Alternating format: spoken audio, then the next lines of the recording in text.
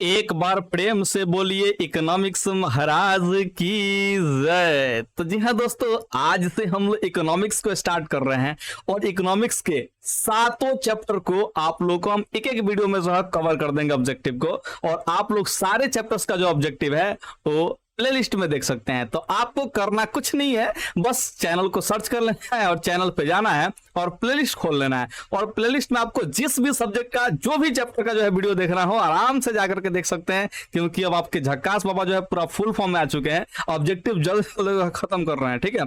और जैसे ही ऑब्जेक्टिव खत्म होता है वैसे ही आप लोगों के लिए सब्जेक्टिव का सीरीज लाएंगे और पूरा का पूरा कंप्लीट तैयारी जो है कराने का प्रबंध कर दे रहे हैं इस चैनल पे। यानी कि अगर आप कहीं भी कोचिंग नहीं जाते हैं, कहीं भी स्कूल में पढ़ने नहीं जाते हैं, आप चुपचाप एकदम मैंने कमाते हैं चाहे कुछ भी करते हैं, कोई फर्क नहीं पड़ता, आपके पास एक फोन होना चाहिए और उस फोन से आप लोग आराम से पढ़ सकते हैं और समझ सकते हैं, एक एक चीज को एकदम कोचिंग वाली फीलिंग ले सकते हैं। तो आप लोग मेरे चैनल को सब्सक्राइब करके रख सकते हैं। चलिए यहाँ पे पहला चैप्टर जो दिया है उसको समझ लेते हैं, अर्थव्यवस्था एवं इसके विकास का इतिहास। यानी कि इस चैप्टर में जो है अर्थव्यवस्था से संबंधित, यानी कि कमाई जो है, जो कमाई होता है, आर्थिक गतिविधियां होता है, ठीक है, उसके बारे में इसे पढ़ने वाले हैं। और साथ में जो है हम लोग का भारतीय अर्थव्यवस्था का जो है विकास कैसे कैसे हुआ, इससे संबंधित जो है सवाल देखने वाले हैं। यानी कि इस चैप्टर में हम लोग बहुत ही खास खास सवालों को देखने वाले हैं। तो चैप्टर 1 का जो है पहला नंबर चैप्टर जो क्वेश्चन है वो आप लोग ध्यान से पढ़ सकते हैं। क्या है जी, इनमें से किसको प्राथमिक क्षेत्र भी कहा जाता है। और इस सवाल को आप लोग ध्यान से एकदम नजर कहीं हटना नहीं चाहिए। देखिए यहाँ पे नजर से आप लोग देखिए 14 का कंपार्टमेंटल में पूछा था, यानी कि 2014 में पूछा था, 17 में पूछा था, 18 में पूछा था, 19 में पूछा था, 21 में पूछा है, 22 में पूछा है। यानी कि इस क्वेश्चन को लगातार पूछ रहा है। तो यार इस क्वेश्चन को याद करना बनता है कि नहीं बनता है। तो आप एकदम जोर से हाथ खड़ा करके बोलेंगे जी सर, आप बता दीजिए, खाली इसका आंसर हम याद कर लेते हैं। तो यहाँ पे बता देते हैं आंसर क्या है जी। प्राथमिक क्षेत्र जो है कृषि क्षेत्र कहा जाता है, प्राथमिक क्षेत्र जो है कृषि क्षेत्र कहा जाता है। और इस क्षेत्र के अंतर्गत देखिए क्या क्या आता है जी, तो जितना भी खेती बाड़ी जो होते हैं वो सब कृषि क्षेत्र के अंतर्गत आते हैं। पशुपालन, मछली पालन, ये सब जो है कृषि क्षेत्र के अंतर्गत आएंगे, इस बात का ध्यान रखिएगा। यानी कि खेती से जुड़ा हुआ चीज रहेगा। यानी कि सिंपल समझिए कि जो बेसिक जो क्षेत्र आता है, बेसिक जहां से माने कि अर्थव्यवस्था यानी कमाई का जो सबसे पहले शुरुआत हुआ ना, तब प्रारंभ में, ठीक है, जो जहां से लोग कमाई करते थे वो जो क्षेत्र है उसको हम लोग क्या बोलते हैं जी, कृषि क्षेत्र बोलते हैं। इस बात को ध्यान रखिएगा, ठीक है। अब यहाँ पे आ जाता है सेवा क्षेत्र। तो सेवा क्षेत्र को हम लोग तृतीय क्षेत्र के नाम से जानते हैं। कौन क्षेत्र के नाम से जानते हैं जी, तृतीय क्षेत्र के नाम से जानते हैं। और तृतीय क्षेत्र यानी कि सेवा क्षेत्र का अंतर्गत जो होता है वो जितना भी सेवा आएगा वो सब का सब जो है तृतीय क्षेत्र में चला जाएगा। सेवा कहने का मतलब जो है इसमें कोई भी सामान का उत्पादन नहीं होगा, बस आपको सर्विस मिलेगा। सर्विस कैसे मिलेगा थोड़ा समझिए। जैसे आपको हम पढ़ा रहे हैं तो आपको हम एक सर्विस दे रहे हैं, ना कि कोई वस्तु दे रहा है आपको। तो यहाँ पे वस्तु का उत्पादन नहीं हो रहा है, आपको हम सेवा दे रहे हैं कि आप यूट्यूब के माध्यम से मुझसे पढ़ सकते हैं, मुझसे जुड़ सकते हैं, मेरे कोचिंग में आकर पढ़ेंगे तो वहां पे भी एक सेवा हुआ, ठीक है। आप हॉस्पिटल में इलाज कराने आते हैं तो हॉस्पिटल जो है आपको सेवा देता है, वहां पे आपको कोई सामान जो है उत्पादन करके नहीं देता है, ठीक है। तो सेवा क्षेत्र हो गया। ट्रांसपोर्टेशन यानी कि आप जब जो है बस से या रेलवे से या फिर हवाई जहाज से, किसी भी चीज से, अगर आप बहुत ज्यादा अमीर है तो आप हवाई जहाज से यात्रा करते होंगे, मुझे पता है, ठीक है। तो उन सारे जो है यातायात के सुविधाओं को हम लोग सेवा क्षेत्र के अंतर्गत ही रखते हैं। इवन जो आप लोग एंटरटेन होते हैं फिल्म के कलाकारों द्वारा, ठीक है, एकदम भोजपुरी में बढ़िया बढ़िया गर्दा गर्दा वाला फिल्म आप लोग देखते हैं, लेकिन हमको पता है कि भोजपुरी वाला फिल्म बहुत कम है देखता होगा सब, ठीक है। सब आजकल साउथ वाला मूवी देख रहा है कि ना जी। तो ये सब जितना भी फिल्म उलिम है ये सब जो है सेवा क्षेत्र के अंतर्गत आता है, क्योंकि इसमें जो है कोई भी वस्तु का उत्पादन नहीं होता है, सिर्फ और सिर्फ आपको सेवा दिया जाता है। क्या आप बात को समझ पा रहे हैं। और यहाँ पे देखिए ऑप्शन सी में जो दिया है औद्योगिक क्षेत्र दिया है, तो इसको हम लोग द्वितीय क्षेत्र के नाम से जानते हैं। और इसके अंतर्गत कौन कौन आएंगे जी, तो जितना भी फैक्ट्री वगैरह होता है ना जी, चाहे वो छोटा फैक्ट्री हो या फिर बड़ा फैक्ट्री हो, कोई फर्क नहीं पड़ता, वो सारा का सारा औद्योगिक क्षेत्र के अंतर्गत आएगा। यानी कि जैसे कपड़ा वाला फैक्ट्री हो गया, जूता कंपनी हो गया, जैसे झकास जूता कंपनी को खोलने वाले हैं, ठीक है गड़बड़ हो गया, खोलने वाले नहीं है। जैसे झकास जूता कंपनी अगर मान चलिए कि आपको जो है दिखाई देता है, उसमें झकास जूता कंपनी जो है झकास जूता को उत्पादित करता है, तो आप इस बात को ध्यान रखिएगा कि वो कंपनी भी किस में आएगा जी, औद्योगिक क्षेत्र में आएगा। कुरकुरा वाला कंपनी औद्योगिक क्षेत्र में आएगा। सैमसंग, एप्पल, सब कौन जो कंपनी है सब कच्ची में आएगा जी, औद्योगिक क्षेत्र के अंतर्गत आएगा। तो आप इस बात को समझ पा रहे हैं कि नहीं समझ पा रहे हैं। तो हम आपसे एक सवाल पूछना चाहते हैं, नीचे कमेंट में करके बताइएगा कि जितना भी है जैसे एयरटेल जियो वगैरह जो इंटरनेट जो है देता है, ठीक है, ये इंटरनेट को आप किस क्षेत्र में रखेंगे, सेवा क्षेत्र में रखेंगे कि कृषि क्षेत्र में रखेंगे कि औद्योगिक क्षेत्र में रखेंगे, आप जो है नीचे कमेंट करके बताइए। क्या लिखेगा आंसर, तो यहाँ पे लिखेगा 1 नंबर और यहाँ पे आंसर लिखेगा कि सेवा क्षेत्र या फिर काशी जी औद्योगिक क्षेत्र या फिर कृषि क्षेत्र, यहाँ पे आपको लिख दीजिएगा, हाँ कमेंट कर दीजिएगा। हम आपके कमेंट का इंतजार कर रहे हैं, जल्दी से कमेंट करके बताइए, क्योंकि इतना बकवास करना है, कुछ तो फायदा होना चाहिए ना, कुछ तो फायदा होना चाहिए मेरे बचवा। यहाँ पे देखो 2 नंबर, इनमें कौन से देश में मिश्रित अर्थव्यवस्था है, कौन सा देश जो है इसमें मिश्रित अर्थव्यवस्था है, इसके बारे में बात कर रहा है। तो मिश्रित अर्थव्यवस्था जो है भारत में पाई जाती है। मिश्रित अर्थव्यवस्था कहां पे है जी, भारत में है। और इसको हम बता सकते हैं कुछ दिन पहले, ठीक है, हालांकि जैसे वीडियो शूट कर रहे हैं उसी दिन हम अपलोड किए, लेकिन ये वीडियो बहुत दिन के बाद अपलोड होगा यूट्यूब पे, इस बात का ध्यान रखिएगा। तो हम आप लोग को बताना चाहते हैं कि जो है आज ही, ठीक है, अब आप लोग जो है वीडियो जो देख रहे हैं, ठीक है, तो उससे बहुत दिन पहले जो है एक कम्युनिटी पोस्ट में इस क्वेश्चन को पूछा गया था, ठीक है, जिसमें बहुत सारे लोग जो है आंसर सही दिए हैं कि भारत में मिश्रित अर्थव्यवस्था पाया जाता है। लेकिन आपसे हम सवाल करना चाहते हैं कि अमेरिका में कौन सा अर्थव्यवस्था पाया जाता है, तो आप लोग ध्यान रखिएगा कि अमेरिका में पूंजीवादी अर्थव्यवस्था पाया जाता है। कौन सा अर्थव्यवस्था पाया जाता है जी, पूंजीवादी, ठीक है, ध्यान रखिएगा कौन सा अर्थव्यवस्था पाया जाता है जी, तो पूंजीवादी अर्थव्यवस्था पाया जाता है, इस बात को आप लोग याद रखिएगा। अब यहाँ पे तीसरा नंबर जो सवाल है इसको बढ़िया से ढंग से पढ़ लेते हैं। क्या कह रहा है जी,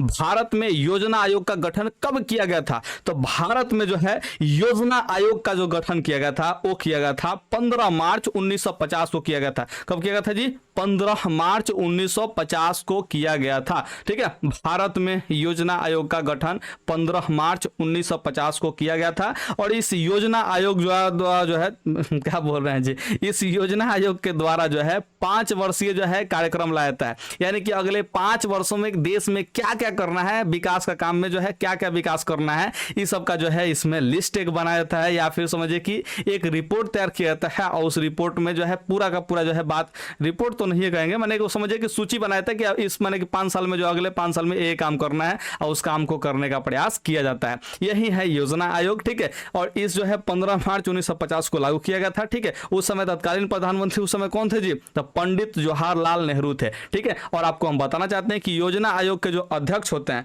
योजना आयोग के जो अध्यक्ष होते हैं वो प्रधानमंत्री ही होते हैं। कौन होते हैं जी, प्रधानमंत्री होते हैं, इस बात को आप लोग ध्यान रखिएगा, ठीक है। तो प्रधानमंत्री क्या होते हैं जी, तो ये जो है योजना आयोग के अध्यक्ष होते हैं। तो आप लोग बताइए कि योजना आयोग के प्रथम अध्यक्ष कौन होंगे, ठीक है। तो आप लोग कहेंगे सर प्रथम प्रधानमंत्री, क्योंकि उस समय प्रधानमंत्री पंडित जवाहरलाल नेहरू थे, और पंडित जवाहरलाल नेहरू जो थे, ठीक है, ध्यान रखिएगा, वो योजना आयोग के प्रथम अध्यक्ष थे। यानी कि योजना आयोग का प्रथम अध्यक्ष कौन है जी, तो पंडित जवाहरलाल नेहरू, जो कि 1950 में भारत देश के प्रधानमंत्री थे। अब हम आपसे पूछना चाहते हैं कि 1950 ईस्वी में राष्ट्रपति कौन थे, जरा सा कमेंट करके बताइए महाराज, ठीक है, जरा सा कमेंट करके बताइए कि भारत के राष्ट्रपति उस समय कौन थे 1950 में। क्या आप लोग कमेंट कर सकते हैं, आप लोग हम जवाब जरूर जानना चाहते हैं, ठीक है। तो यहां पे अब 4 नंबर सवाल पे आ जाते हैं। क्या कह रहा है जी, जिस देश का राष्ट्रीय आय अधिक होता है, यानी कि जिस देश का राष्ट्रीय आय किसको बोलते हैं जी, तो 1 वर्ष की अवधि में, 1 वर्ष की अवधि में किसी देश में कुल उत्पादित वस्तुओं का जो मूल्य होता है उसी को हम लोग राष्ट्रीय आय कहते हैं। यानी कि सीधा सा मतलब अगर समझाना चाहे तो राष्ट्र जो है 1 वर्ष के अंदर, वो 1 वर्ष कौन होगा जी, वित्तीय वर्ष होगा। वित्तीय वर्ष कब से कब होता है, तो ध्यान रखिएगा 1 अप्रैल से लेकर के अगले साल के 31 मार्च तक का जो है समय को क्या बोलते हैं जी, वित्तीय वर्ष बोलते हैं, फाइनेंशियल ईयर बोलते हैं, ध्यान रखिएगा। तो यहाँ पे वित्तीय वर्ष जो है उस वित्तीय वर्ष में, ठीक है, या फिर कोई भी दी गई अवधि में जो देश कमाई करता है, सिंपल से समझिए, जो देश कमाई करता है यानी कि जो देश कमाता है, ठीक है, उसी को हम लोग बोलते हैं राष्ट्रीय आय। तो अब इस बात को ध्यान रखिएगा कि जिस देश का राष्ट्रीय आय अधिक होगा उस देश को हम लोग विकसित आय बोलेंगे। क्या बोलेंगे जी, विकसित आय बोलेंगे, इस बात को ध्यान रखिएगा। मतलब विकसित आय बोले, विकसित राष्ट्र बोलेंगे। क्या बोलेंगे जी, विकसित राष्ट्र बोलेंगे, इस बात का आप लोग ध्यान रखिएगा। यहाँ पे अविकसित का मतलब क्या होता है, तो अविकसित जो होता है तो वहां पे विकास का काम जो है नहीं हुआ रहता है। जैसे वहां पे सड़क ठीक नहीं होंगे, बिजली माने कि वहां पे 24 घंटा नहीं आता होगा, ठीक है। अब इसका एग्जांपल पाकिस्तान से मत ले लीजिएगा, ठीक है, हम पाकिस्तान के बारे में कुछ भी नहीं कह रहे हैं, इस बात को ध्यान रखिएगा, ठीक है। हम पाकिस्तान के बारे में कुछ भी नहीं कह रहे हैं, हम बस इतना कह रहे हैं कि अविकसित जो देश होते हैं उनमें क्या होता है जी, तो बिजली 24 घंटा नहीं रहता है, ठीक है, बिजली 24 घंटा डेटा नहीं रहेगा, सड़कें वहां की ठीक नहीं रहेंगी, हॉस्पिटल जो है जगह जगह पे उपलब्ध नहीं रहेगा, ये सब चीजें जो है माने कि सुविधाएं जितनी भी होती है ना जी, वो सब सुविधाएं नहीं वहां पे रहेंगी। इन सुविधाओं को बोलते हैं आधारभूत संरचना या फिर आधारिक संरचना बोलते हैं, ठीक है, इंफ्रास्ट्रक्चर बोलते हैं, इंग्लिश में क्या बोलते हैं जी, इंफ्रास्ट्रक्चर वहां का ठीक नहीं होता है। और ये कब होता है जी, जब उस देश का कमाई कम होता है, यानी कि राष्ट्रीय आय कम होता है। तो यानी कि जिस देश का राष्ट्रीय आय अधिक है उसे विकसित कहिएगा, क्योंकि वहां पे सारा चीज ठीक रहेगा, क्योंकि वहां पे विकास काम होगा, क्योंकि देश के पास जो है संपत्ति ज्यादा रहेगा, ठीक है, तो वहां पे विकास का काम ऑटोमेटिक होगा, ठीक है, और अच्छे से होगा, ठीक है, ध्यान रखिएगा।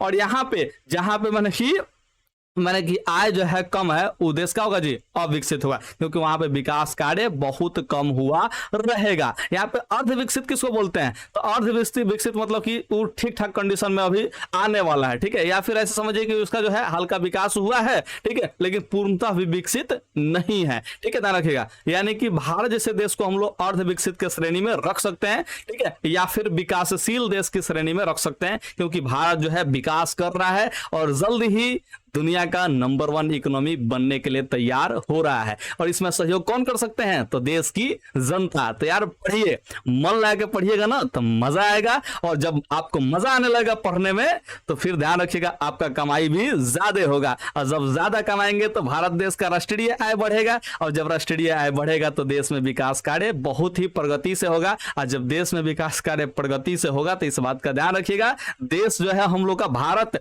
दुनिया का नंबर 1 इकोनॉमी बनेगा। तो यार 10वां क्लास में है, अभी से डेडिकेशन करने की, जो डेडिकेशन लगा रहने की जरूरत है, या फिर डेडिकेशन रखिए अपने अंदर, ठीक है, और इतना पढ़ डालिए कि आपका जो मासिक आय हो, ठीक है, वो कभी भी 1 लाख रुपए से कम का ना हो। मासिक आय जो है 1 लाख रुपए से कम ना हो तो समझिए कि आपका घर जो है अच्छे से खा पी करके रह सकते हैं, लेकिन आपका जो है उससे भी संतुष्टि नहीं होना चाहिए, क्योंकि आप मेरे चेले हैं, समझ में आ रहा ना जी। तो कमाई ज्यादा करना है। अब मेरा कमाई मत पूछ देना यार, प्लीज मेरा कमाई मत पूछना, ठीक है, हम आप लोगों को नहीं बताएंगे अपना कमाई। देखिए बहुत कम रुपया कमाते हैं। यहाँ पे समझिए 5 नंबर क्वेश्चन, इनमें से किसे पिछड़ा राज्य कहा जाता है, ठीक है, पिछड़ा राज्य कौन है, यानी कि यहाँ पे भारत में जो है कौन सा राज्य, 28 को राज्य है, उसमें से कौन सा राज्य का बात कर रहा है, केंद्र शासित प्रदेश का बात नहीं कर रहा है, ठीक है, तो कौन सा राज्य जो है पिछड़ा हुआ है, ठीक है। तो यहाँ पे 28 को तो ऑप्शन नहीं दिया है, यहाँ पे 4 को ऑप्शन दिया, तो 4 को में से कौन पिछड़ा है, तो ध्यान रखिएगा इसमें से बिहार जो है पिछड़ा हुआ राज्य है,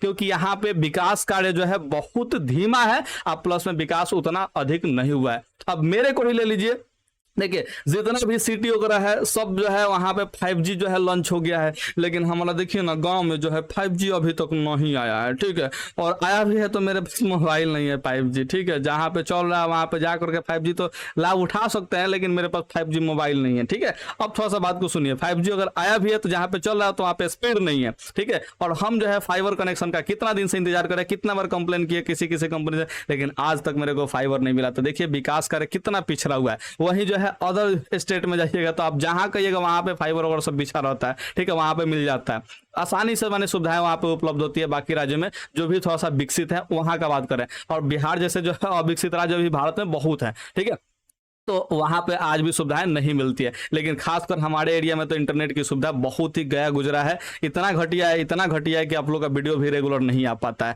हमको कहीं पे वाईफाई के पास जाना पड़ता है, वहां से जो है अपलोड करते हैं तो एक वीडियो को जो है पब्लिक करते रहते हैं धीरे धीरे करके, ठीक है, इस तरह से वीडियो अपलोड होता है। तो विकास कार्य अभी भी बिहार में अवरुद्ध है, इस बात को ध्यान रखिएगा। तो यहाँ पे 4 गो ऑप्शन में जो है ऑप्शन सी बिल्कुल सही आंसर में से एक आंसर है। यहाँ पे देखिए 6 नंबर जो सवाल कर रहा है, शेयर बाजार की नियामक संस्था। तो शेयर बाजार की जो नियामक संस्था है वो है सेबी। क्या है जी, सेबी है, ठीक है, ध्यान रखिएगा। ये सेबी क्या करता है, तो जो भी शेयर मार्केट होता है, ध्यान रखिएगा, जो भी शेयर मार्केट यानी कि शेयर बाजार होता है, ठीक है, उसके लिए नियम बनाता है, नियम को पालन करवाता है। ये संस्था जो है शेयर बाजार से संबंधित जितना भी नियम वगैरह है वो सब बनाता है, उसको पालन करवाता है। तो सेबी जो है वो शेयर बाजार का जो है नियामक संस्था है। इस सेबी का फुल फॉर्म भी कभी कभी पूछ दिया करता है, तो आप लोग इसको याद रख लीजिएगा। सेबी का जो फुल फॉर्म होता है security exchange board of India. क्या होता है full form, security board, security exchange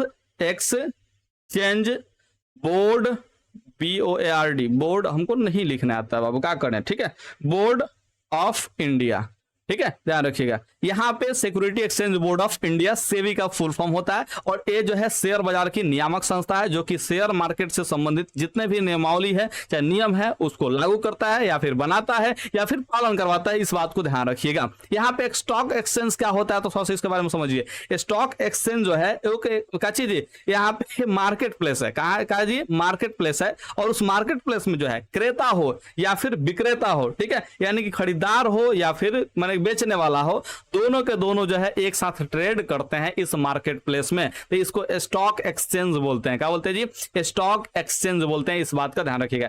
CDB क्या है जी, SIDBI, ठीक है, तो ये ध्यान रखिएगा। ये बहुत माने कि बढ़िया वाला बैंक है, जो कि छोटा छोटा जो है लोन आपको देता है, यानी कि वित्त प्रदान करता है। इस बात को ध्यान रखिएगा। यहाँ पे RBI आप लोग को पता है, reserve bank of India, reserve bank of India, और ये भारत का जो है केंद्रीय बैंक है, जो कि नोट जारी करता है, और इसके अलावा इसके पास बहुत सारे कार्य है। यानी कि RBI के बारे में अगर बताने चाहे तो आपको जो है आधा घंटा के आसपास मिनिमम, अगर शॉर्टकट में बताएं तो आधा घंटा के आसपास जो है टाइम लग सकता है। लेकिन फिलहाल आपको RBI के बारे में इतना ही जानना है कि RBI का फुल फॉर्म होता है रिजर्व बैंक ऑफ इंडिया, यानी कि भारतीय रिजर्व बैंक, ठीक है। और ये जो है नोट छापता है, 2 रुपया से लेकर के 2000 रुपया तक के नोट को छापता है, ठीक है, ध्यान रखिएगा। जिसमें से 1000 रुपया का नोट जो है बंद हो गया था, 500 रुपया का नोट बंद हो गया था, लेकिन 1000 रुपया वाला नोट जो है चालू नहीं हुआ। 500 रुपया का जो है नया नोट जो है निकला हुआ है, जो कि अभी मार्केट में आप लोग देखते होंगे, और हो सकता है कि आप लोग के पॉकेट में भी होंगे। तो थोड़ा सा कमेंटों में फोटो खींच के डालिए ना।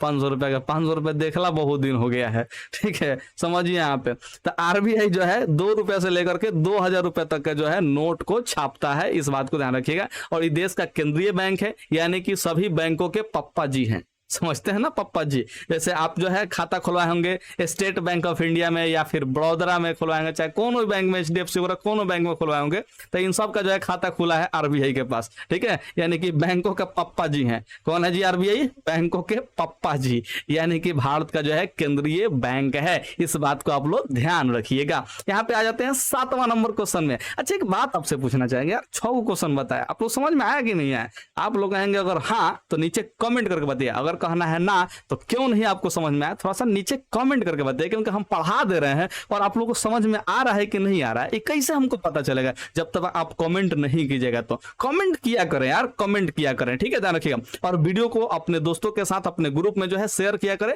मजा आएगा, ठीक है। अच्छा, एक यहीं पे आपको सवाल को डाउट क्लियर कर देते हैं। अगर आपको जो है PDF लेना है इस वीडियो का, ठीक है, तो आपको सीधे सीधे डिस्क्रिप्शन बॉक्स चेक करना है, और उस डिस्क्रिप्शन में वो देखिएगा टेलीग्राम ग्रुप का जो है लिंक दिया होगा, ठीक है, ध्यान रखिएगा। तो उस टेलीग्राम चैनल पर जो है ज्वाइन कर लीजिएगा, और ज्वाइन करने के बाद जो है आप लोग ऊपर या नीचे जो है स्क्रॉल करके देखिएगा, तो वहां पे आपको इसका PDF मिल जाएगा। इस बात का ध्यान रखिएगा, ठीक है, क्योंकि हम PDF अपलोड किए रहते हैं, हमेशा आपको खोजने से आराम से मिल जाएगा, ठीक है। या फिर ये बुक डायरेक्ट परचेज कर सकते हैं, कोई दिक्कत वाली बात नहीं है। लेकिन टेलीग्राम में ग्रुप में जुड़े रहिएगा, तो वहां पे बहुत सारा जो है डालते रहते हैं बिहार बोर्ड से संबंधित, ठीक है, तो आपको पता चलते रहेगा, ठीक है। तो आप लोग ध्यान रखिएगा कि टेलीग्राम ग्रुप से ज्वाइन कर लेना। अगर आपको कोई भी कंफ्यूजन है तो नीचे कमेंट करके पूछिएगा, और अगर आपको जो है सवाल वहां पे कमेंट बॉक्स में जवाब नहीं मिला तो आप सीधे से टेलीग्राम करें। इंस्टाग्राम पे आइएगा, उसका भी लिंक डिस्क्रिप्शन में मिल जाएगा। इंस्टाग्राम पर हम हमेशा एक्टिव रहते हैं। बस इतना ही बात आपको बता दिए। चलिए 7वां नंबर सवाल में हम लोग चलते हैं। भारत में किस राज्य की प्रति व्यक्ति आय जो है सबसे कम है? सबसे कम आय जो है, प्रति व्यक्ति आय कम है, ठीक है। तो यहाँ पे 4 ऑप्शन दिया, इसी 4 में से चुनना है, ठीक है। तो इसमें ध्यान रखिएगा, हम बात कर रहे हैं यहाँ पे बिहार राज्य का जो है प्रति व्यक्ति आय जो है सबसे कम होता है। ये 4 पंजाब का ज्यादा है, बहुत ज्यादा है, ठीक है, रखिए। पंजाब अगवा तो जो है अग्रणी में आएगा, ध्यान रखिएगा। इसका जो है आय देश भर में जो है आगे है, ध्यान रखिएगा। हरियाणा का जो है थोड़ा सा कम होगा, लेकिन बिहार का जो है सबसे कम में आ जाएगा, ध्यान रखिएगा। तो यहाँ पे 7 का जो है ऑप्शन ए हो जाएगा, बिहार राज्य की जो है प्रति व्यक्ति आय कम है। प्रति व्यक्ति आय किसे कहते हैं, इसका परिभाषा जान लीजिए। इसे 2 नंबरिया सब्जेक्टिव जब पढ़ाएंगे तो उसमें बताएंगे, टेंशन लेने की जरूरत नहीं है। लेकिन फिर यहाँ पे समझ लीजिए कि प्रति व्यक्ति का जो परिभाषा होता है, ठीक है, पर कैपिटा इनकम, PCI इसको बोलते हैं, पर कैपिटा इनकम, ठीक है। इसका जो परिभाषा होता है, क्या होता है परिभाषा? तो देश की कुल राष्ट्रीय आय में देश की कुल जनसंख्या से भाग देने पर जो भागफल प्राप्त होता है उसे ही हम लोग प्रति व्यक्ति आय कहते हैं। यानी कि बात को समझ लीजिए कि प्रति व्यक्ति जो आय है वो एवरेज निकाल करके, ध्यान रखिएगा, औसत निकलता है, और औसत से पता चलता है कि एक व्यक्ति, भारत देश का एक व्यक्ति जो है कितना रुपया कमाता है, इसका जो है आय निकल जाता है। तो इसको बोलते हैं प्रति व्यक्ति आय। इस बात का आप लोग ध्यान रखिएगा। अब यहाँ पे 8वां नंबर जो सवाल है, ये बहुत ही गजब का सवाल है, आप लोग जानिएगा थोड़ा सा ध्यान से। भारत में नीति आयोग का स्थापना हुआ था, ठीक है। तो भारत में नीति आयोग का जो स्थापना हुआ था इसके बारे में यहाँ पे बात कर रहा है। ठीक है, तो सबसे पहले समझ लीजिए कि योजना आयोग जो है था, ठीक है, जो योजना आयोग पंडित जवाहरलाल नेहरू जी के पने के शासनकाल में आया था 1950 में, 15 मार्च 1950 को आप लोग बताया था ना जी। ठीक है, तो 15 मार्च 1950 ईस्वी को जो आया था योजना आयोग, ठीक है, ध्यान रखिएगा, उस योजना आयोग को मोदी जी जब सरकार, मोदी जी का जो सरकार बना, ठीक है, ध्यान रखिएगा, मोदी जी का जब सरकार बना तो उसमें जो है एक आया 15 अगस्त, कौन सा डेट आया जी, 15 अगस्त 2014। ठीक है, इस 15 अगस्त वाले भाषण में जो है मोदी जी का किए कि इस योजना आयोग को जो पंडित जवाहरलाल नेहरू लाए थे ना जी, उस योजना आयोग को भंग कर दिए। ठीक है, और एक नया आयोग लाए जिसका नाम रखे नीति आयोग। ठीक है, ध्यान रखिएगा, उस नया आयोग का नाम क्या रखे जी, नीति आयोग नाम रखे, उस योजना आयोग को भंग कर दिए। ठीक है, जिसके बाद जो है ये नीति आयोग जो है 1 जनवरी 2015 को जो है देश भर में लागू हुआ। ठीक है, ध्यान रखिएगा, तो नीति आयोग आज के डेट में चलता है, ये मोदी जी लागू किए हैं, जो कि आज के डेट में प्रधानमंत्री है। वर्तमान डेट में जो आज का डेट है वो भी हम आपसे शेयर कर देते हैं। ये जो हम जिस दिन वीडियो शूट कर रहे हैं उस दिन का डेट है 31 अगस्त 2023 है। इस समय जो है भारत के तत्कालीन प्रधानमंत्री यानी कि आज के डेट में जो है प्रधानमंत्री है वो है हमारे श्री नरेंद्र मोदी जी। ठीक है, और इनका जो है इनके द्वारा ही नीति आयोग को लाया गया था। बेसिकली नीति आयोग और योजना आयोग में कुछ खास अंतर तो नहीं है, बस थोड़ा थोड़ा का अंतर है। देखिए, योजना आयोग के भी अध्यक्ष जो है प्रधानमंत्री ही होते हैं और नीति आयोग के भी अध्यक्ष प्रधानमंत्री ही होते हैं, यानी कि नेहरू जी ने जो बात माने के लागू किया था वही बात जो है यहाँ पे भी है। ठीक है, इस बात को ध्यान रखिएगा। उसमें भी 8 को जो है इसके सदस्य होते थे। योजना आयोग के सदस्य कितने होते थे जी, 8 को। नीति आयोग के भी सदस्य शायद 8 ही है, या फिर एक ज्यादा बढ़ा होगा तो 9 होगा। ठीक है, ध्यान रखिएगा, 8 या 9 में से ही एक है। ठीक है, ध्यान रखिए, आप समझिए, नीति आयोग जो है ये भी 5 साल का योजना बनाता है और योजना आयोग भी 5 साल का ही योजना बनाता था। ठीक है, ध्यान रखिएगा, यानी कि दोनों के कार्यशैली जो है लगभग सेम है। तो आप सिंपल से इतना समझ लीजिए कि केवल नाम जो है परिवर्तित हुआ है और साथ में कुछ जो है कुछ रूल, ठीक है, अब आपको पूरा डिटेल से पढ़ा नहीं रहे, कुछ रूल जो है इसमें थोड़ा सा बदलाए गए हैं। ठीक है, यानी कि पुराने रूल को हटाए गए हैं और नए रूल को लागू किए गए हैं। उसमें से जो है मैक्सिमम रूल पुराना वाला ही है, बस कुछ नया को ऐड किया गया है। तो ये नीति आयोग है, ध्यान रखिएगा, ये लाया गया है मोदी जी के द्वारा।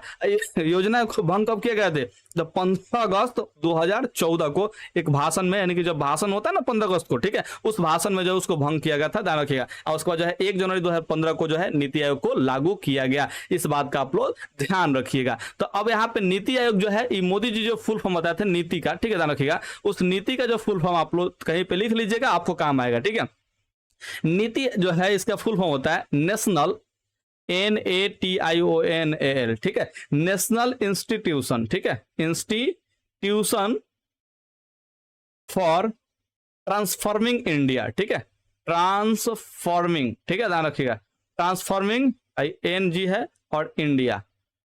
तो यहाँ पे इसका फुल फॉर्म क्या हो गया जी, नीति का जो फुल फॉर्म हुआ national institution for transforming India. ठीक है, ध्यान रखिएगा, यानी कि इसमें यही चीज समझाया क्या चीज कि इंडिया में जो है कुछ बदलाव हो रहा है। ठीक है, इस नीति आयोग को जो है लाने के पीछे का एक ही मकसद है कि मोदी जी बताना चाहते हैं कि इंडिया में जो है बदलाव हो रहा है, यानी कि विकास कार्य हो रहा है, यानी कि इंडिया को जो है ट्रांसफॉर्म किया जा रहा है। इस चीज को बताने का प्रयास किए इस नीति आयोग में, और नीति आयोग जो है आज डेट में कार्यरत है, लागू है। इस बात को ध्यान रखिएगा। यहाँ पे अब हम लोग 9 नंबर सवाल को देख लेते हैं। मिश्रित अर्थव्यवस्था का राष्ट्र है, तो आप सभी लोग जानते हैं कि मिश्रित अर्थव्यवस्था का राष्ट्र कौन है जी, भारत है। मिश्रित अर्थव्यवस्था का राष्ट्र कौन है, भारत है। इस बात को ध्यान रखिएगा। तो 9 नंबर का जो है ऑप्शन ए हो जाएगा। चीन के बारे में याद रखिएगा, इसमें जो है समाजवादी अर्थव्यवस्था चलता है। कौन सा अर्थव्यवस्था चलता है जी, समाजवादी अर्थव्यवस्था चलता है। अमेरिका में पूंजीवादी अर्थव्यवस्था चलता है, इस चीज को याद रखिएगा। ठीक है, तो भारत जो है मिश्रित अर्थव्यवस्था वाला देश है। ठीक है, मिश्रित अर्थव्यवस्था वाला देश है।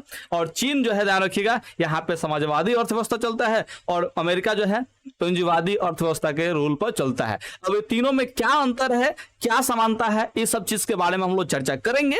ऐसा नहीं है कि चर्चा नहीं करेंगे, हम लोग चर्चा जरूर करेंगे। और करेंगे तो कहां पे करेंगे, तो आप लोग सब्जेक्टिव वाले जब वीडियो का सीरीज देखिएगा तो उसमें जो है हम लोग इस चीज का चर्चा करेंगे। तो आप लोग सब्जेक्टिव वाले वीडियो का सीरीज का इंतजार कर सकते हैं, लेकिन ऑब्जेक्टिव भी बहुत इंपॉर्टेंट है, क्योंकि 50% जो है ऑब्जेक्टिव पूछता है और 50% जो है सब्जेक्टिव पूछता है। तो जितना सब्जेक्टिव इंपॉर्टेंट है उतना ही इंपॉर्टेंट है ऑब्जेक्टिव। तो हम दोनों काम करने वाला है तो है, ठीक है, ध्यान रखिएगा। इसीलिए जो है ऑब्जेक्टिव को जल्दी जल्दी खत्म कर रहे हैं, और जैसे ही ऑब्जेक्टिव खत्म होता है वैसे ही आप लोगों के लिए जो है बहुत सारे चीज को प्लान करके रखे हैं। बस आप लोग इस चैनल से जुड़े रहिए, क्योंकि अब चैनल हमको भी ग्रो कराना है। अब दिमाग में जो है एकदम खुशी हो गया है, ठीक है। आप खुश हुए हैं कि गुस्सा हुए हैं, क्या हुए आपको हम नहीं बताना चाहते हैं, ये बातों का ध्यान रखिएगा। समझ में आया कि नहीं? देखिए 10 नंबर सवाल, योजना आयोग के सदस्यों की संख्या होती है, आपको कितना बताया थे जी? 8 को बताए थे। योजना आयोग के सदस्यों की संख्या कितना होता है जी? 8 होता है। तो 10 नंबर का जो है ऑप्शन कितना हो जाएगा जी? ऑप्शन बी हो जाएगा। इस बात को ध्यान रखिएगा।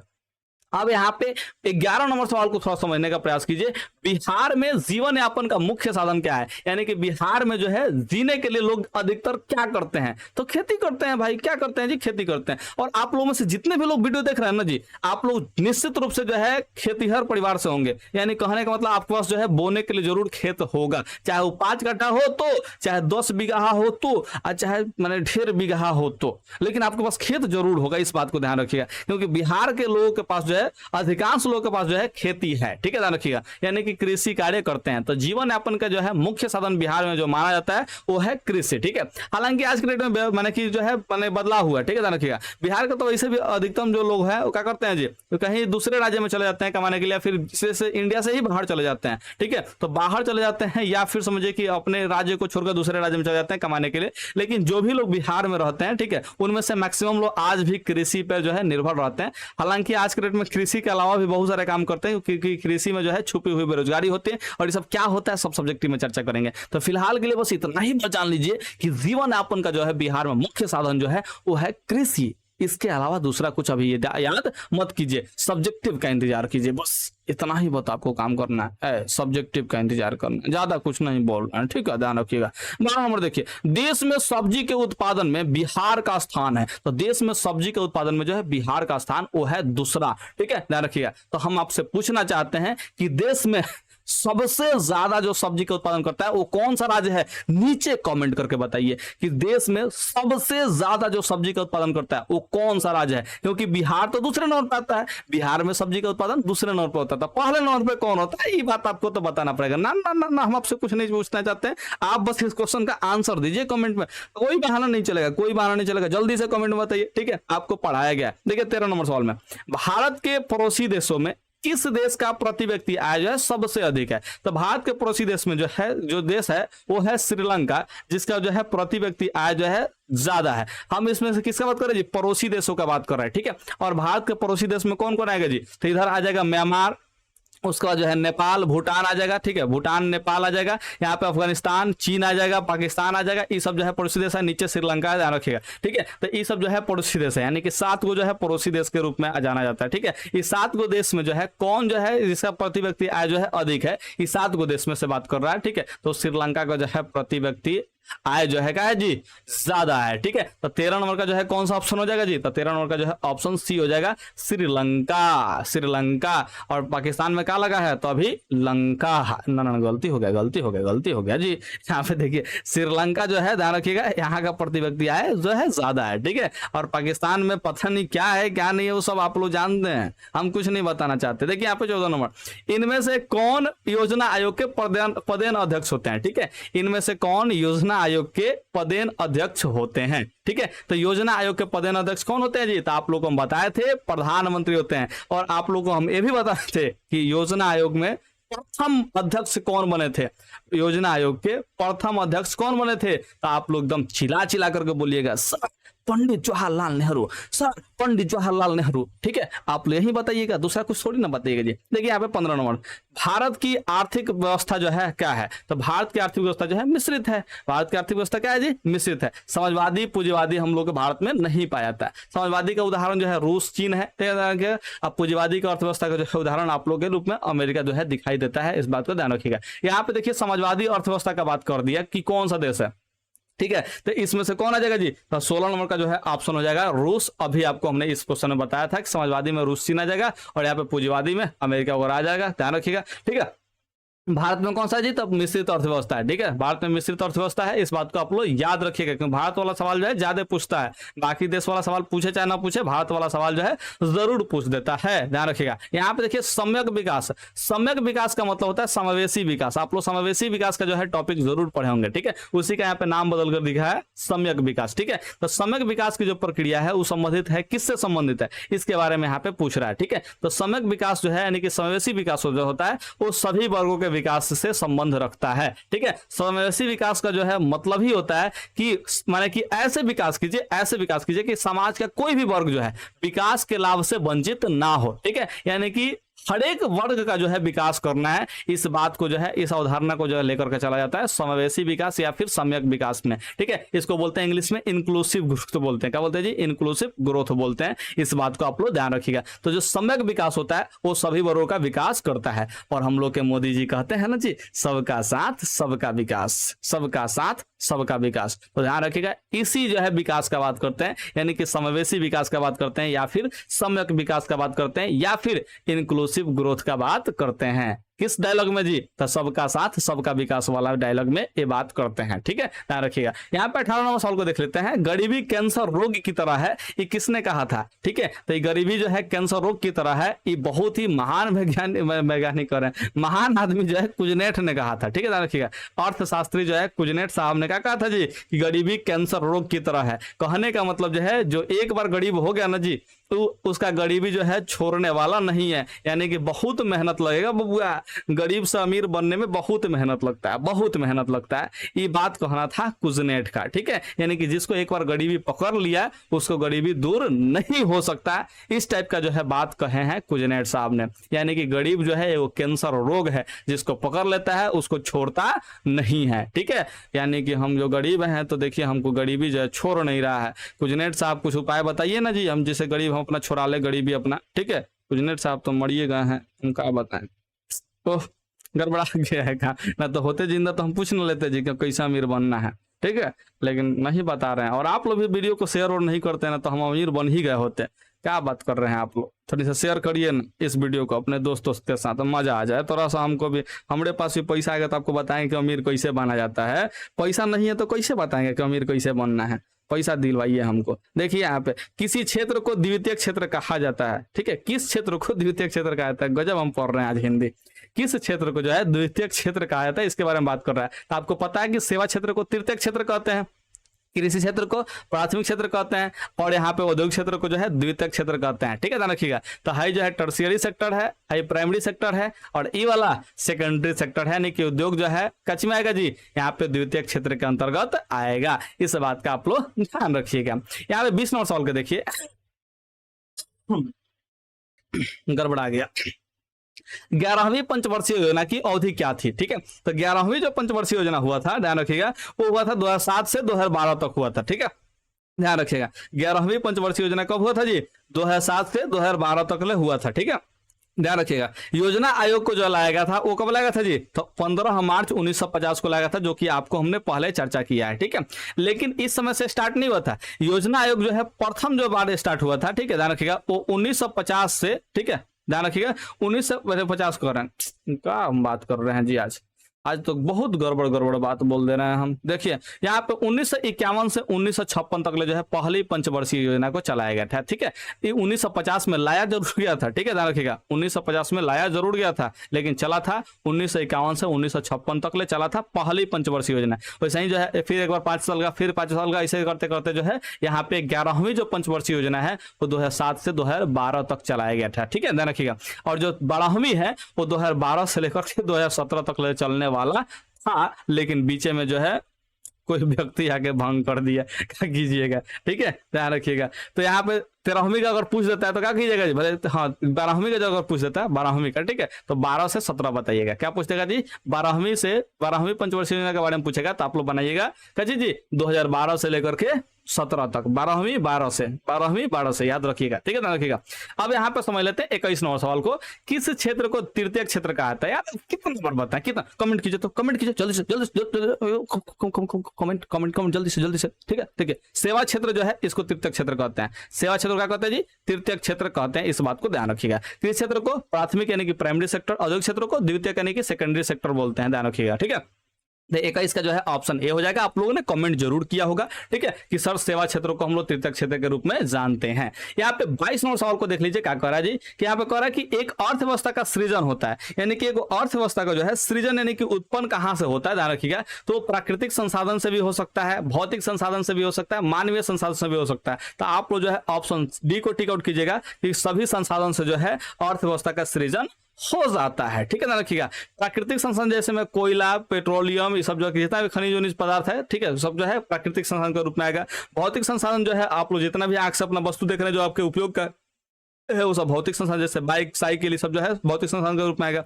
मानवीय संसाधन यानी कि मानव भी खुद में एक संसाधन है, इस बात को ध्यान रखिएगा। तो ये सब जो संसाधन मिल करके जो है अर्थव्यवस्था का सृजन करते हैं, इस बात का आप लोग ध्यान रखिएगा। गजब। यहाँ पे देखिए 23 नंबर, राष्ट्रीय विकास परिषद का गठन, ठीक है, नेशनल डेवलपमेंट काउंसिल, ठीक है, एनडीसी इसका बात होता है, ठीक है, ध्यान रखिएगा। नेशनल डेवलपमेंट काउंसिल होता है इसका full form, national development council, ठीक है। राष्ट्रीय विकास परिषद का गठन हुआ था, ठीक है। तो राष्ट्रीय विकास परिषद का जो गठन हुआ था वो हुआ था 1952 के अगस्त महीने में, ठीक है। कब हुआ था जी, 1952 के अगस्त महीने में, यानी कि अगस्त 1952 में जो है इस एनडीसी का जो है गठन हुआ था, ठीक है, राष्ट्रीय विकास परिषद का, एनडीसी, नेशनल डेवलपमेंट काउंसिल। इस बात को आप लोग याद रखिएगा बबुआ। बहुत बढ़िया बढ़िया सवाल इसमें दिया है, क्या करें, बताना तो पड़ेगा ना।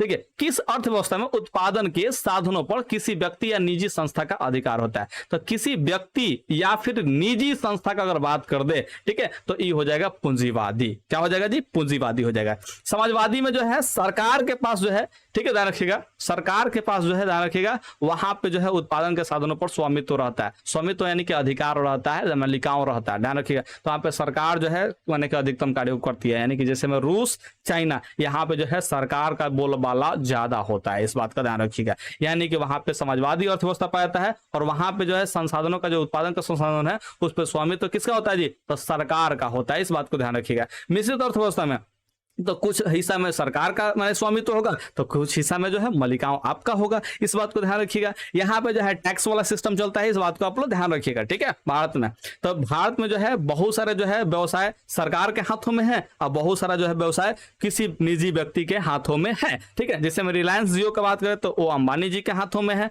उसी तरह से अडानी ग्रुप है, टाटा ग्रुप है, ये सब जो है निजी कंपनियां हैं, इस बात को ध्यान रखिएगा। वैसे ही अगर बात करते हैं LIC हो गया, फिर एक रेलवे हो गया, ठीक है, ये सब जो है मैंने BSNL हो गया, ये सब जो है राष्ट्रीय माने कंपनी का कहने का मतलब क्या चीज, ये सरकारी कंपनियां हैं, ध्यान रखिएगा, ये सरकार द्वारा संचालित होता है। यानी कि यहाँ पे जो है मिश्रित अर्थव्यवस्था पाता है, कुछ चीजों पर स्वामित्व जो है सरकार का है, तो कुछ चीजों पर स्वामित्व जो है किसी निजी व्यक्ति का है। तो यहाँ पे मिश्रित अर्थव्यवस्था है भारत में, इस बात का आप लोग ध्यान रखिएगा बबुआ। यहाँ पे 12 नंबर सवाल को देखिए ना, भारत की प्रथम पंचवर्षीय योजना का कार्यकाल था, आपको हम नहीं बताए था, यहाँ पे उपाय तो बताए थे 1951 से 1956, आप लोग टिक आउट कीजिए ना, 1951 से 1956 काम खत्म कीजिए, ठीक है। लागू हुआ था 1950 में, शुरू हुआ 1951 से 1956 में, ठीक है। ये प्रथम पंचवर्षीय योजना का कार्यकाल था, ठीक है, ध्यान रखिएगा। ये 25 नंबर सवाल आप लोग जरूर समझ गए होंगे। तो आइए अब 26 नंबर सवाल पे चलते हैं, क्योंकि बहुत ही साधारण सा मनहूस सा सवाल नहीं कहेंगे, लेकिन बढ़िया सा सवाल है। देखिए 26 नंबर में आर्थिक है, यहाँ पे आप लोग अगर नहीं दिख रहा हो तो हम बताते हैं। आर्थिक है संरचना का एक मुख्य अंग है, ठीक है, यानी कि आर्थिक संरचना का जो है एक मुख्य अंग है। तो कौन है जी, तो यहाँ पे यातायात एवं संचार है, कैसे जी, यातायात एवं संचार है, ये आर्थिक संरचना का जो है मुख्य अंग है, ठीक है, ध्यान रखिएगा। ये आर्थिक संरचना का एक मुख्य अंग है, मुख्य अंग है, ठीक है, ध्यान रखिएगा। कौन है जी, यातायात एवं संचार है, ठीक है। इसकी चर्चा हम लोग सब्जेक्टिव में करेंगे डिटेल में, टेंशन लेने की जरूरत नहीं है, फिलहाल यहाँ पे याद करने का प्रयास कीजिए, ठीक है। शिक्षा स्वास्थ्य जो सेवाएं होती है, ठीक है, ध्यान रखिएगा, ये गैर आर्थिक के अंतर्गत आती है। किस में आती है जी, गैर आर्थिक के अंतर्गत आती है। आगे और आप लोग को इसमें का थोड़ा सवाल हो सकता है कि आ जाए, ठीक है, नहीं तो इसको सब्जेक्टिव में हम लोग डिस्कस करेंगे, टेंशन लेने की जरूरत नहीं है, ठीक है। फिलहाल आप लोग याद कर जाइए। आर्थिक क्रियाओं का उद्देश्य होता है, आर्थिक क्रियाओं का उद्देश्य क्या होता है जी, तो आर्थिक क्रिया किस लिए करते हैं, ताकि आपका जीवन चले, यानी कि जीविकोपार्जन के लिए आप आर्थिक क्रिया करते हैं। आर्थिक क्रिया कहने का मतलब जो है ऐसा क्रिया जिससे आपको कमाई होता हो, यानी कि आय अर्जित होता हो। जैसे आपसे जो है वीडियो के माध्यम से आपको पढ़ा रहे हैं, तो एक यहाँ पे सेवा दे रहे हैं, तो ये एक आर्थिक क्रियाकलाप के रूप में आएगा। क्यों? क्योंकि इस वीडियो जब आपको मैंने वीडियो के माध्यम से आप लोग पढ़ रहे हैं, तो इस वीडियो पर जो है प्रचार आप लोग देखे होंगे, उस प्रचार का पैसा हमको मिलता है। ठीक है, यानी कि हमारा आय जो है इससे क्रिएट हो रहा है। हम कोचिंग पढ़ाते हैं, ठीक है, ध्यान रखिएगा, तो कोचिंग पढ़ाते हैं तो हम एक टीचर हुए, और टीचर है तो यहाँ पे क्या चीज, एगो सेवा दे रहे हैं, और सेवा दे रहे हैं तो उससे हमको आय प्राप्त होता है, क्योंकि बच्चे जो है मंथली फी या फिर एनुअली फी के रूप में जो हमारे पास पैसा जमा करते हैं। और मेरा बड़ा कोचिंग नहीं है, ट्यूशन है, कोचिंग नहीं है, ट्यूशन है, इस बात को आप लोग ध्यान रखिएगा। अब यहाँ पे आप लोग इस चीज का ध्यान रखिएगा कि हमारा जो है वो आय है, तो एक आर्थिक क्रिया के रूप में आएगा। और आप जो है से मान चलिए कि कोई बिजनेसमैन है, तो आप भी एक आर्थिक क्रियाकलाप कर रहे हैं बिजनेस करके, ठीक है, तो ध्यान रखिएगा आर्थिक क्रियाकलाप कर किस लिए रहे हैं, हम पढ़ा रहे हैं यहाँ पे किस लिए, ताकि हमको कमाई हो, और कमाई हो तो तभी सब बढ़िया से हम क्या करेंगे, जो अपना जीवन यापन करेंगे। और आप लोग भी जो भी काम करते हैं उससे आप लोग का भी जीवन स्तर ऊंचा होता है। तो यहाँ पे जीविकोपार्जन के लिए कोई भी व्यक्ति जो है आर्थिक क्रियाओं को करता है, इस बात को ध्यान रखिएगा। ये मजबूरी है, जबरदस्ती है, समझ में आ रहा ना जी, नहीं करेंगे ना फिर समझ लीजिए कुछ भी नहीं हो पाएगा। ध्यान रखिएगा, एकदम आप रोड पे आ जाइएगा, रोड पे भीख भीख मांग मांग के खाना पड़ेगा, वो भी भीख मांगना भी आर्थिक क्रिया में ही आएगा, क्योंकि उससे भी आय प्राप्त हो रहा है, समझ रहे हैं ना जी। तो भीख मांगना भी वो आर्थिक क्रिया ही में आएगा, ध्यान रखिएगा, वो भी एक आर्थिक क्रिया ही है, क्योंकि उसमें भी यहाँ पे क्या होता है जी, आय प्राप्त होता है। तो कोई पूछेगा कि आप जो है जीविकोपार्जन के लिए क्या करते हैं, तो आप बताइएगा सर आर्थिक क्रिया करते हैं। अब पूछेगा कौन सा आर्थिक क्रिया, तो बोलिएगा भीख मांगते हैं। गजब हो जाएगा जी। यहाँ पे देखते हैं 28 नंबर सवाल, पशुपालन एवं मत्स्य पालन किस क्षेत्र का अंग है, ठीक है। तो पशुपालन हो या मत्स्य पालन हो, ध्यान रखिएगा प्राथमिक क्षेत्र यानी कि कृषि क्षेत्र के अंतर्गत आएगा, जो कि हम लोग पहले सवाल में ही चर्चा किए थे। यानी 1 नंबर जो क्वेश्चन पढ़े थे उसी में हम लोग एग्जाम्पल के थ्रू देखे थे। पशुपालन हो, मत्स्य पालन हो, या फिर समझ रहे हैं खेती होती हो, ये सब जो है प्राथमिक क्षेत्र के अंतर्गत आएगा, ठीक है। द्वितीय क्षेत्र यानी कि औद्योगिक क्षेत्र के अंतर्गत सारा कंपनी फैक्ट्री वगैरह आ जाएगा। तृतीय क्षेत्र यानी कि सेवा, जैसे हम कर रहे हैं यहाँ पे आपका सेवा, ठीक है, गोड़ तो नहीं दबा रहे हैं लेकिन यहाँ पे शिक्षा दे रहे हैं आपको, तो ये सेवा के माध्यम से होता है, ठीक है, देखिए सेवा है। यहाँ पे 29 नंबर सवाल देखिए, यहाँ पे निम्नांकित में कौन सामाजिक संरचना का अंग है, सामाजिक संरचना के अंग के बारे में कर रहा है, ठीक है, ध्यान रखिएगा। तो यहाँ पे सामाजिक संरचना का जो है अंग कौन है जी, तो आप लोग एकदम चिल्ला चिल्ला कर बोलेंगे सर सब है, ठीक है, क्योंकि यहाँ पे सामाजिक संरचना का बात कर रहा है। तो समाज के अंग क्या क्या हो सकते हैं जी, शिक्षा एवं प्रशिक्षण हो सकते हैं, प्रशिक्षण यानी कि ट्रेनिंग, ध्यान रखिएगा, शिक्षा यानी कि एजुकेशन, ध्यान रखिएगा। यहाँ पे आवास यानी कि रहने का जो है व्यवस्था, स्वास्थ्य सेवाएं यानी कि हॉस्पिटल वगैरह, ये सब जो है सामाजिक संरचना का अंग होता है, इस बात को ध्यान रखिएगा। सब जो है मिलकर सामाजिक संरचना का अंग कहलाएगा, ठीक है। अब यहाँ पे समझते हैं 30 नंबर सवाल, सामान्यतः किसी देश के विकास का स्तर किस आधार पर निर्धारित किया जाता है, तो किसी भी देश का जो विकास का स्तर है, ठीक है, उसके प्रति व्यक्ति आय पर निर्भर करता है। ध्यान रखिएगा, साक्षरता दर पर यानी कि कितना पढ़े लिखे हैं और कितना हर एक व्यक्ति वहां पे कमाता है, तो प्रति व्यक्ति आय हुआ, कितना पढ़े लिखे तो साक्षरता दर हुआ, ठीक है। और स्वास्थ्य की स्थिति, कहने का मतलब सिंपल सा जाता है, समझिए कि वो कितना दिन तक ले जीवित रहते हैं, समझ में आया, यानी कि 80 साल वहां के लोग जीते हैं, कि यानी कि 100 साल जीते हैं, कि 150 साल जीते हैं, अब पता नहीं कितना साल जीते हैं, ध्यान रखिएगा। तो उस पर भी निर्भर करता है देश के विकास का स्तर, कि वहां के लोग कितना डेवलप हुए हैं, इस बात को ध्यान रखिएगा। जैसे अभी हम लोग भारत जो है चंद्रयान 3 को लॉन्च किया और चंद्रमा पे एकदम सक्सेसफुल जो है सॉफ्ट लैंडिंग किया, जहां पे कोई नहीं गया था, कोई भी दुनिया का लोग नहीं गया था, वहां पे लोग तो अभी वो नहीं गया, ठीक है, लेकिन जहां पे कोई भी देश अपना जो है यानी कि रोवर वगैरह जो भी होता है वहां पे नहीं उतारा था, लेकिन भारत ने उतारा और प्रथम देश बना। और आप लोगों को ये बात पता भी होगा, हम जानते हैं, आप लोगों को पता है, ठीक है, हम लेट से बता रहे हैं लेकिन आपको पहले से पता है, ठीक है। तो ये भी एक विकास के ही चीज को दर्शाता है। एक इंडिया जो है अपना औहदा सेट कर रहा है कहाँ पे, अंतरिक्ष मामलों में, तो ये भी एक विकास की ही स्थिति को दर्शाता है। ध्यान रखिएगा, प्रति व्यक्ति है, साक्षरता दर, स्वास्थ्य की स्थिति, ये सब जितना भी है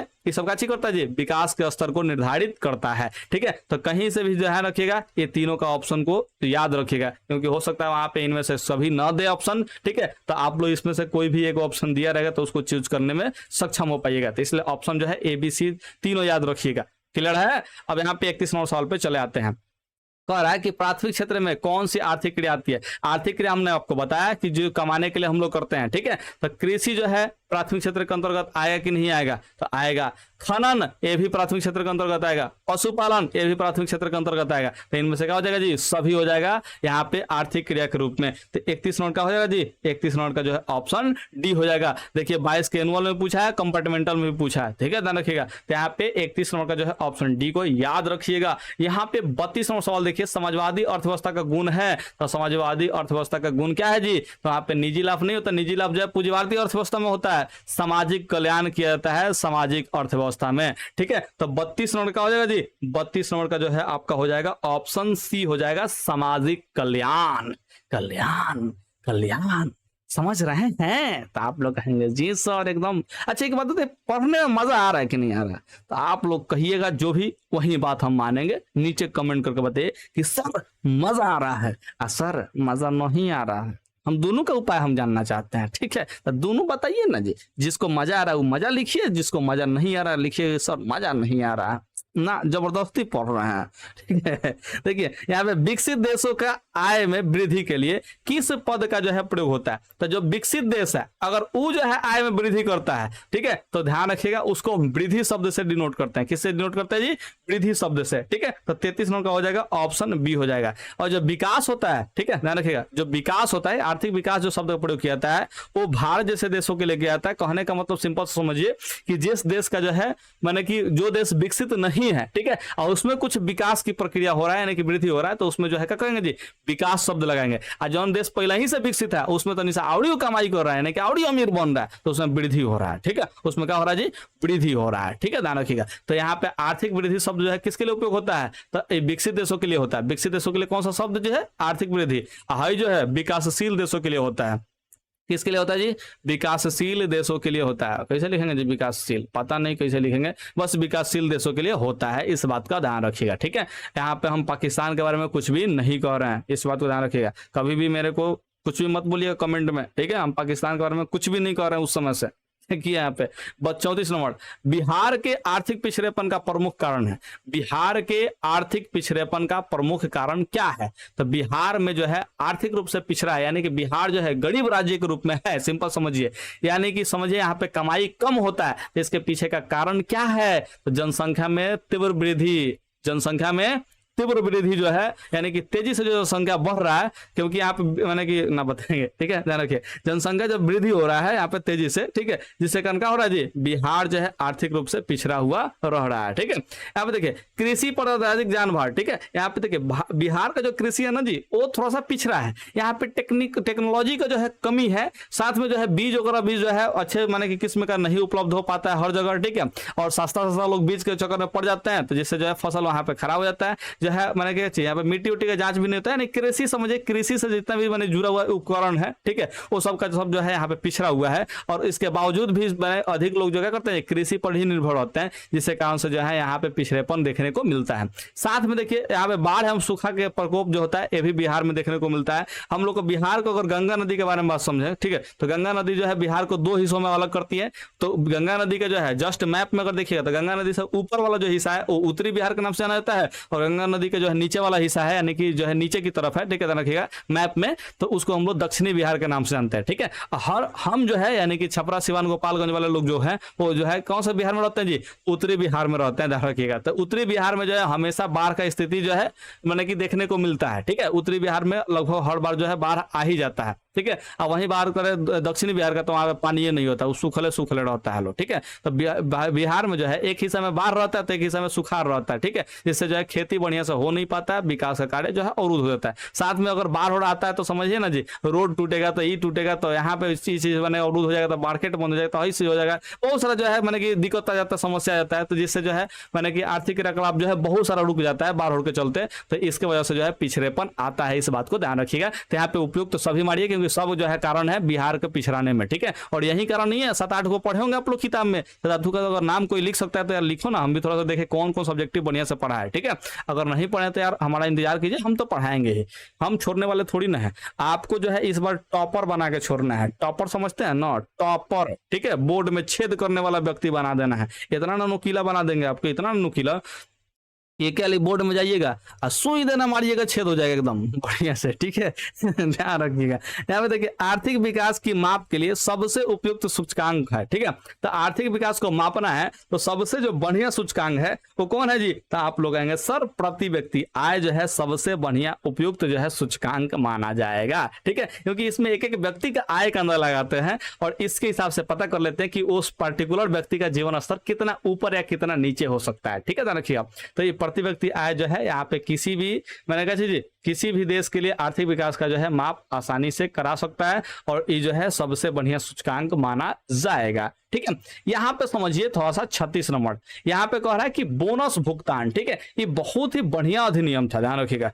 बोनस भुगतान अधिनियम जो है ध्यान रखिएगा 21 पंचवर्षीय योजना के दौरान बना था, ठीक है। तो बोनस भुगतान अधिनियम जो है ये सबसे पहले जान लीजिए कि ये आया था 1965 में आया था। कब आया था जी? 1965 में इसको लाया गया था, ठीक है। ध्यान रखिएगा। और इसके अंतर्गत जो है ध्यान रखिएगा कर्मचारी जो भी होते हैं, जो भी कर्मचारी होते हैं ध्यान रखिएगा, तो उस कर्मचारी को, ठीक है, कर्मचारी को बोनस दिया जाता है। क्या देता है जी?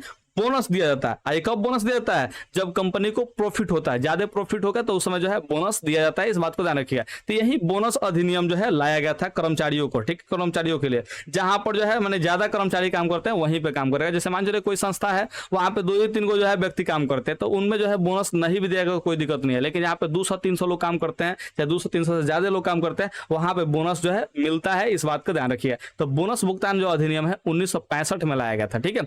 और 1965 में जो है कौन सा पंचवर्षीय योजना चल रहा था जी? तो आप लोग कहेंगे सर ये जो है तृतीय पंचवर्षीय योजना। पहली पंचवर्षीय योजना कब से कब चला था जी? तो आप लोग कहेंगे सर 1951 से 56 तक। दूसरा तो 1956 से 1961 तक। और तीसरा 1961 से 1966 तक। तो तीसरा में ही तो हुआ 1965, ठीक है। तो तृतीय पंचवर्षीय योजना के अंतर्गत जो है इसको लाया गया था बोनस भुगतान अधिनियम, जिसके अंतर्गत कर्मचारियों को बोनस दिया जाने लगा, ठीक है। यहाँ पे 37 नंबर सवाल को देखिए, निम्नांकित में कौन सा देश विकसित अर्थव्यवस्था का उदाहरण है, ठीक है। तो विकसित अर्थव्यवस्था का जो है उदाहरण कौन सा देश में है, यानी कि कौन सा देश जो है विकसित है, इसके बारे में यहाँ पे बात करने के लिए कह रहा है, ठीक है। तो यहाँ पे आप लोग जो है देखिए 4 ऑप्शन को ध्यान से देखिए, अमेरिका, श्रीलंका, भारत, इंडोनेशिया। आपको कौन सा देश लग रहा है? तो आप आंख बंद करके भी बताएंगे तो अमेरिका को बता सकते हैं, क्योंकि यहाँ पे 4 ऑप्शन में यही एक है सबसे आगे दिख रहा है। तो विकसित अर्थव्यवस्था जो है क्या होगा जी? अमेरिका का ही हो सकता है। भारत विकासशील है, श्रीलंका भी विकासशील है, इंडोनेशिया का हमको पता नहीं है कि विकासशील है कि अविकसित है, हमको नहीं पता है, ठीक है। ध्यान रखिएगा।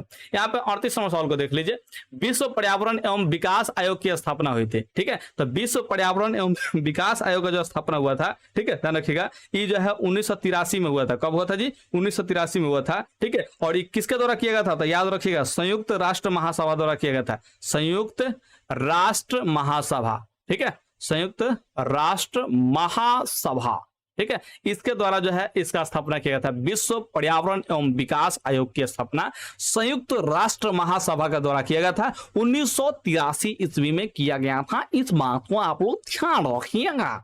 क्या 39 नंबर सवाल को देखिए, आर्थिक समृद्धि का संबंध होता है।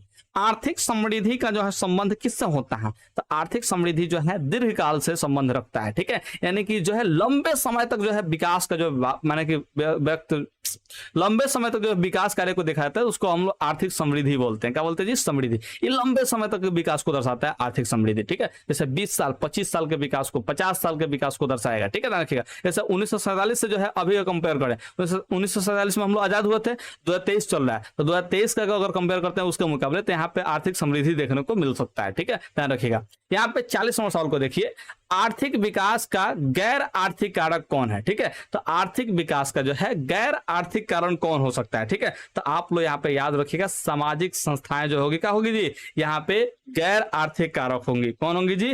गैर आर्थिक कारक होंगी। इसके अलावा खाली सामाजिक संस्था ही मत याद रखिएगा, आपको ऑप्शन में भुलवा सकता है, ठीक है। आपको और भी ऑप्शन याद रखने होंगे, ठीक है। जैसे गैर आर्थिक कारक जो है ये कौन कौन हो सकता है जी? तो सांस्कृतिक कारक हो सकते हैं। कौन हो सकता है जी? सांस्कृतिक, ठीक है, ध्यान रखिएगा, सांस्कृतिक। और कौन हो सकता है जी? तो संस्थानिक। कौन हो सकता है जी? संस्थानिक।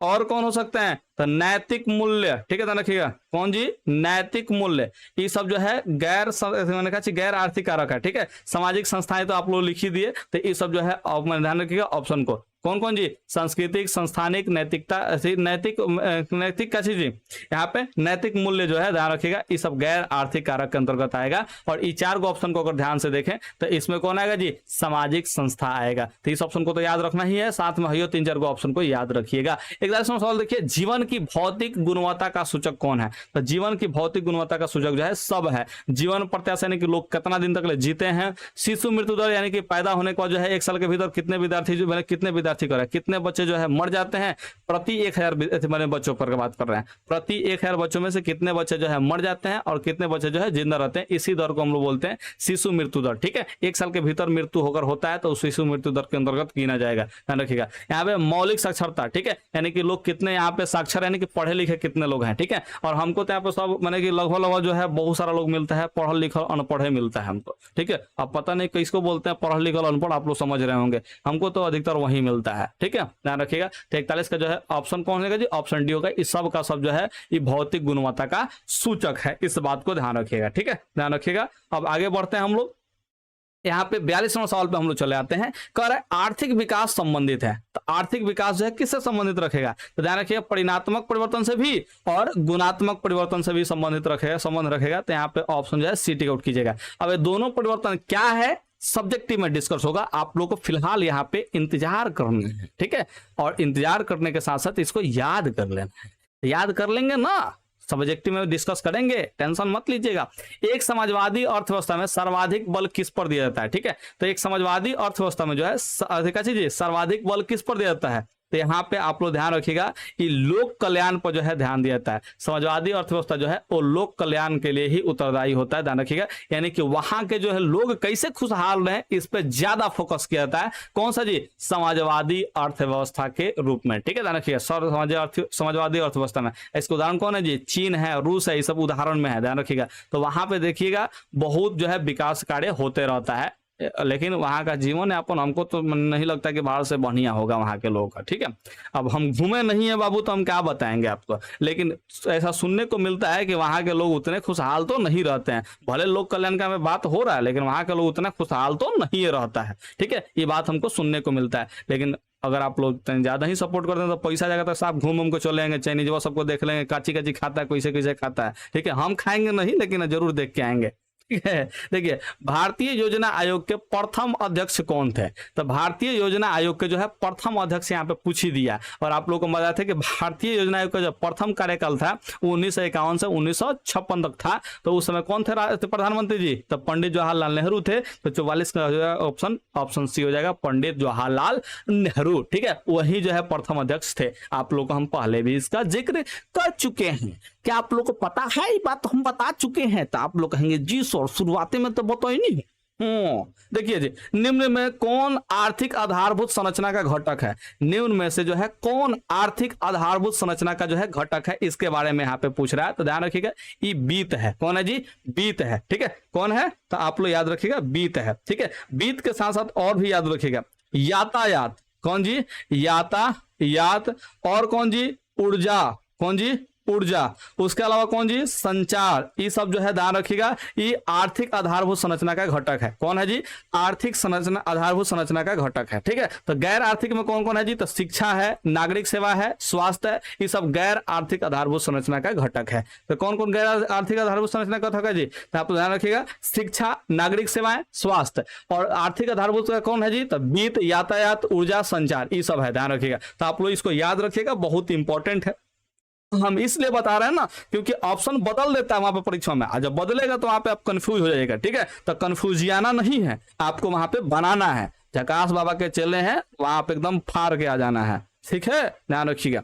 यहाँ पे 46 नंबर सवाल देखिए, फाड़ने का मतलब आंसर शीट में मत फाड़ दीजिएगा, हम उस वे में नहीं बोल रहे हैं। फाड़ने का मतलब ये हुआ कि हर एक क्वेश्चन बना के आइएगा। ठीक है ना, तो कोनो विद्यार्थी मेरे बात को सीरियसली ले लेगा। ठीक है, जाएगा कहेगा एक क्वेश्चन पेपर हो छकास बाबा बोल ले बने। ठीक है, तो ऐसा नहीं करना है बाबू, ध्यान रखिएगा। 46 में देखिए, अर्थव्यवस्था के किस क्षेत्र से हरित क्रांति संबंधित है? ठीक है, तो अर्थव्यवस्था का जो है कौन सा क्षेत्र से जो है हरित क्रांति संबंधित है? तो आप लोगों को पता है कि हरित क्रांति जो हुआ था वो खेती से संबंधित हुआ था। किससे हुआ था जी? खेती संबंधित। और खेती जो है यानी कृषि क्षेत्र, ध्यान रखिएगा, वो प्राथमिक क्षेत्र से संबंध रखता है। यानी कि 46 का जो है ऑप्शन ए हो जाएगा। इस बात को आप लोग ध्यान रखिएगा। ठीक है, तो हरित क्रांति जो है ये कृषि से संबंधित है, ध्यान रखिएगा। हरित क्रांति किससे संबंधित है जी? कृषि से संबंधित है, आप लोग इसको ध्यान रखिएगा। और हरित क्रांति के बारे में हम लोग चर्चा करेंगे, बहुत ही डिटेल में चर्चा करेंगे, ठीक है। और ये जो है कृषि से इसलिए संबंधित है, आपको हम थोड़ा सा बता देते हैं कि कृषि से संबंधित है। ये उस समय ऐसा एक समय आया था ना जी, जिसमें सभी लोग जो है कृषि क्षेत्र से जुड़ने लगे थे। और कारण इसके पीछे क्या था जी? तो एकदम आधुनिक जो है टेक्नोलॉजी हुआ था, जिसमें जो है लागत कम होता था और उत्पादन ज्यादा होता था, इसके वजह से फायदा ज्यादा होने लगा। और जहां पे ज्यादा फायदा होगा वहां पे आप लोग समझ रहे हैं ना जी, लोग एकदम कूद जाएगा पूरा बढ़िया से, बाप रे हेजवा कमाई ज्यादा होता है, यही जा चल यही जा कमाई खाती, ठीक है, तो उसमें कूद जाता है। तो ये जो है खेती में बहुत लोग कूद गया, माने अधिकांश लोग जो है खेती में कूद गया। कहने का मतलब क्या चीज, खेत में कूदने का मतलब यह हुआ, ठीक है, कि उस जो है खेती करने लगा लो, खेती करने लगा लोग, तो क्या होगा जी, उसको बोलते हैं हम लोग हरित क्रांति। ये कोनो लड़ाई मारपीट नहीं हुआ था, इस बात को ध्यान रखिएगा। इसके बारे में डिटेल में हम लोग चर्चा करेंगे। कब जी? सब्जेक्टिव में। हम पबजी नहीं बोले हैं, कब जी बोले हैं, ठीक है, ध्यान रखिएगा।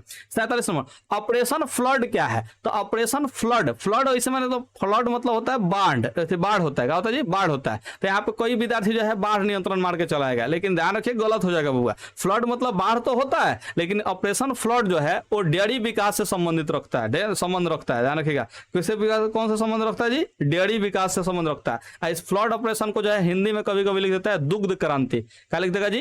दुग्ध क्रांति। तो आप लोग ध्यान रखिएगा, दुग्ध क्रांति लिखे या फिर लिखे ऑपरेशन फ्लड लिखे, ये दोनों का दोनों जो है डेयरी विकास से संबंध रखेगा। किससे विकास से संबंध रखेगा जी?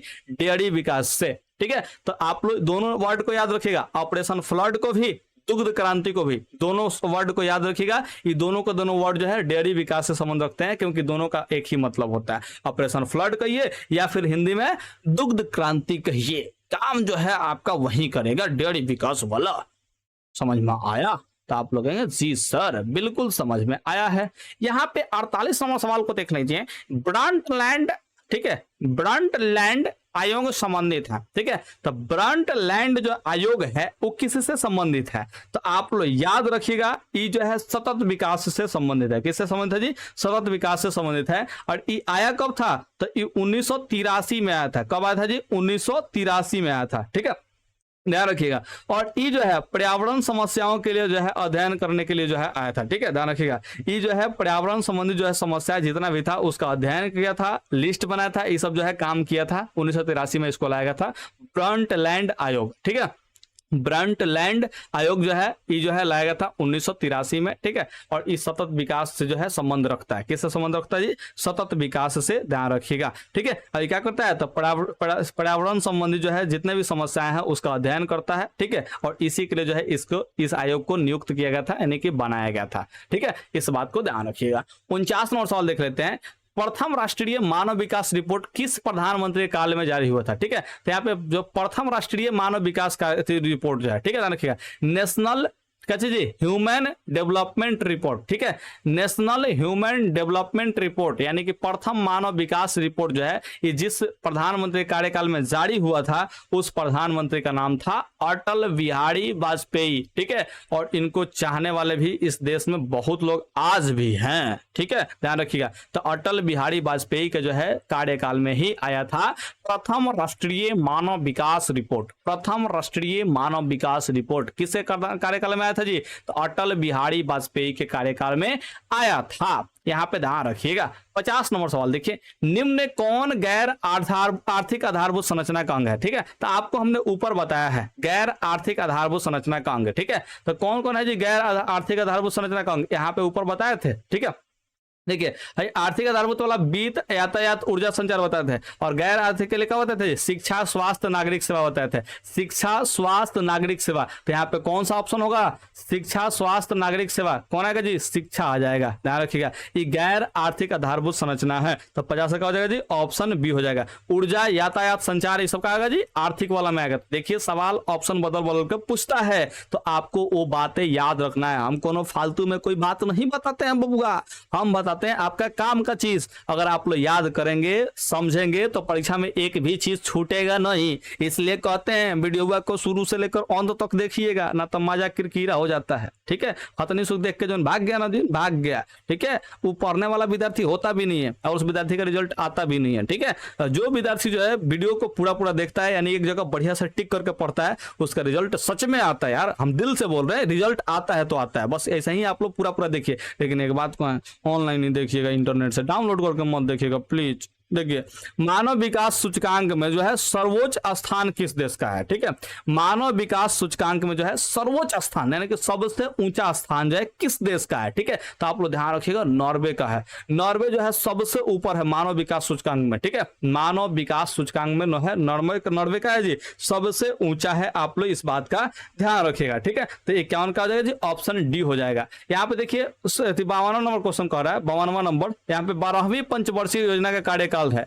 11वीं पंचवर्षीय योजना तो 7 से 12 था। ठीक है, आपको बताया था 12वीं 12 से स्टार्ट हुआ, यानी कि ऑप्शन जो है सी हो जाएगा। ये तो देखिए 12वीं वाला भी पूछ दिया जी, गजब किताब है भाई, गजब किताब है। ठीक है, अब 13वां पूछ दे, एकदम पूछ दे, कहूँ पूछ दे हमरा क्या पता। देखिए यहाँ पे 12वीं पंचवर्षीय योजना का कार्यकाल कब हुआ था जी? तो यहाँ पे 2012 से लेकर 2017 तक ले ये कार्यकाल हुआ है। ठीक है, ध्यान रखिएगा। यहाँ पे 53 नंबर सवाल को देखिए, निम्न में कौन विकास सूचकांक का सूचक नहीं है? निम्न में से कौन विकास सूचकांक का सूचक नहीं है? ठीक है, तो ध्यान रखिएगा, ई राष्ट्रीय आय का।